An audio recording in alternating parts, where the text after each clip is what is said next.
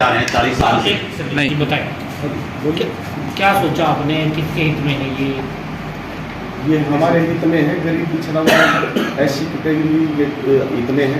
इसलिए हमारे जो कार्यकर्ता थे और उनसे सलाह मशवरा करके हमने सब कार्यकर्ता, यानी पदाधिकारी नहीं बोल रहा, कार्यकर्ता और हमने सब ने मिलकर ये फैसला लिया। लेकिन आप पर तो पहले आप ये कहा जा रहा है कि आप कांग्रेस के पहले से ही समर्थक हैं, कांग्रेस के पहले से ही कार्यकर्ता रहे हैं। नहीं रहे हैं, क्यों नहीं रहे, मैं ये तो मना नहीं करता हूँ। पर 2 महीने से 2.5 महीने से मैं कांग्रेस से दूर हूँ। बसपा मैंने ज्वाइन कर रखी है। कांग्रेस में रहते हैं, कोई पार्टी टिकट देती है क्या? बसपा कब ज्वाइन किया जी? मैंने पीछे किया था 7 अप्रैल को। 7 अप्रैल को आपने ज्वाइन की और महीने भर बाद आपका हृदय परिवर्तन हो गया। सवाल तो वैसे पहले मैं इनकी मीटिंग अटेंड करता रहा। देखिए, हमने 22 फरवरी को पार्टी का विलय किया है और सब हम भी आपको जानते अच्छी तरह, भी आपको जानते हैं। मेरे से किसी ने पूछा कि भाई डॉक्टर साहब आप अब कांग्रेस के हो गए, इसके पीछे मंशा क्या है राजेश जी? आपका नामकरण वापस लेना और कांग्रेस पार्टी को समर्थन देना, संविधान को बचाने की प्रॉपर तरीके से बताइए। संविधान कैसे बच सकता है, कैसे दिक्कत हो सकती है संविधान को? तो इस बीजेपी पार्टी को रोकेंगे हम। एक बूंद बूंद से सागर बढ़ता है।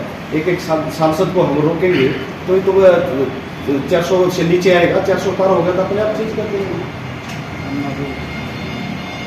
इतना कम समय हुआ था, आपको आते ही बसपा पार्टी ने आपके ऊपर भरोसा किया, आपको टिकट दिया और आपने ऐसा काम कर दिया। क्या इस स्कैंडल में कोई और भी नेता शामिल है? ये मेरा अपना तो बसपा छोड़ दिया क्या आपने? अभी मैंने तो नहीं छोड़ी है बसपा। सदस्य सच्चा सिपाही अब तक तो नहीं। इस ढंग से कोई लीगल एक्शन नहीं लिया जाएगा कि पार्टी की तरफ से आपके खिलाफ? तो पार्टी तो पार्टी का हिस्सा है। मैंने पार्टी छोड़ी नहीं। एक्चुअली में पार्टी का फैसला कांग्रेस पे क्यों आस्था जताई? कांग्रेस पे ही क्यों आस्था जताई? कांग्रेस पे ही क्यों आस्था जताई? दीपेंद्र भाई साहब के विचारों से और उसके जो काम से इसलिए और जो उससे संतुष्ट हूँ। ठीक है जी। मैं doctor Mahesh Kumar, working chairman SC department Haryana, Congress party. सम्मानित पत्रकार बंधुओं, आज हमारे साथ में राजेश बैरागी जी हैं, जो बहुजन समाज पार्टी को 2 महीने पहले बसपा की सदस्यता ली और 2 महीने से इसी शर्त पर बहुजन समाज पार्टी के पदाधिकारियों ने कि भाई लोकसभा का आगामी चुनाव राजेश बैरागी जी को लड़ाएंगे, क्योंकि ये पहले से ही गरीब कमेरे की लड़ाई सामाजिक रूप से पूरे क्षेत्र के अंदर लगातार लड़ रहे थे। तो इनको इस बात के ऊपर पार्टी ज्वाइन कराएगी और इन्होंने इनको टिकट भी दिया। और जब 9 की 9 विधानसभाओं में इन्होंने जाकर के बसपा के कार्यकर्ताओं के साथ में जब मीटिंग की तो इन्होंने ये आइडिया लगाया कि जो पीछे का इतिहास जो बहुजन समाज पार्टी का रहा है कि 20,000, 25,000, 30, 35,000 तक जो वोट आया, वो कहीं ना कहीं हम 35, 40, 50,000 तक बढ़ा पाएंगे। और अगर हम 30, 35, 50,000 वोट लेते हैं तो फिर जिस तरह से वोट कटवा जो सिस्टम रहता है उसमें कहीं हम वोट काट करके ये जो संविधान विरोधी जो लोग हैं, जो प्राइवेटाइजेशन को बढ़ा करके शेड्यूल कास्ट और पिछड़ा, अति पिछड़ा लोगों को नौकरियों से बाहर करना चाहता है, उनको अधिकारों से वंचित करना चाहता है, तो कैसे इस भारतीय जनता पार्टी को रोका जाए? तो भारतीय जनता पार्टी को रोकने के लिए कांग्रेस पार्टी ही सक्षम है। इसलिए इन्होंने कल अपना नामांकन सोच समझ करके, और जैसे बार बार आप ये कह रहे हैं कि फैसला क्या है, फैसला तो उम्मीदवार ही लेता है, लेकिन जो बहुजन समाज पार्टी के भी जो जमीन से जुड़े हुए वर्कर हैं, जो वोट डालते हैं हथी के निशान पर, उनको भी 40 साल से दुख और तकलीफ है कि आज तक हम रोहतक लोकसभा से 35-38,000 वोट से ऊपर नहीं गए। तो उनकी भी राय शुमारी करके फिर उन्होंने ये फैसला लिया है कि भाई आज जो लड़ाई है, आज लड़ाई संविधान को बचाने की है, हमारे अस्तित्व को बचाने की है।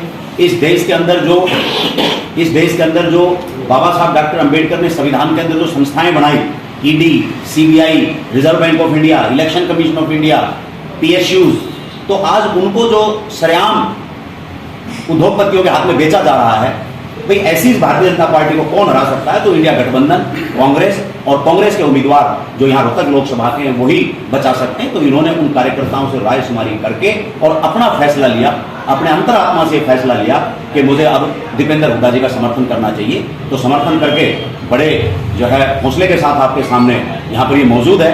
अगर कोई इस तरह का कोई खरीद फरोख्त, एक मिनट में अपनी पूरी बात कर दूं, अगर कोई षड्यंत्र होता, कोई इस तरह की कोई बात होती जो बीजेपी या आप लोग जो कह रहे हैं उन्होंने कहा होगा तभी आप कह रहे हैं, तो अगर इस तरह की कोई बात होती तो ये ऐसे प्रेस वार्ता के अंदर नहीं बैठे होते। तो एक सच्चे इंसान है, अंतरात्मा से जो गरीब कमेरे के हित में जो फैसला लेना था वो इन्होंने कर लिया है। और मेरी भी यही उम्मीद है आप लोगों से कि इसमें बहुत ज्यादा लिपापोती ना करके और ये एक इनकी अंतरात्मा का एक गरीब और कमेरे के हित में फैसला है। डॉक्टर साहब, पदाधिकारी और जो वोटर होता है, आम वोटर होता है, उसमें भी बहुत फर्क होता है। आप इसको समझो तो 9 विधानसभाओं में मीटिंग लेने के बाद में उन कार्यकर्ताओं से रायशुमारी करने के बाद में कि हम कितने वोटों तक हम पहुंच पाएंगे, उन सबका मूल्यांकन करके और फिर बीजेपी को हराने के लिए फैसला लिया गया। राजेश ने जो अपना नामांकन वापस लिया और समर्थन कांग्रेस को दिया, जी जी, वो बसपा का वोटर पर जो इन्होंने कैंडिडेट घोषित किया था, बसपा के वोटर से पूछ के किया है या फिर इनका खुद का फैसला है?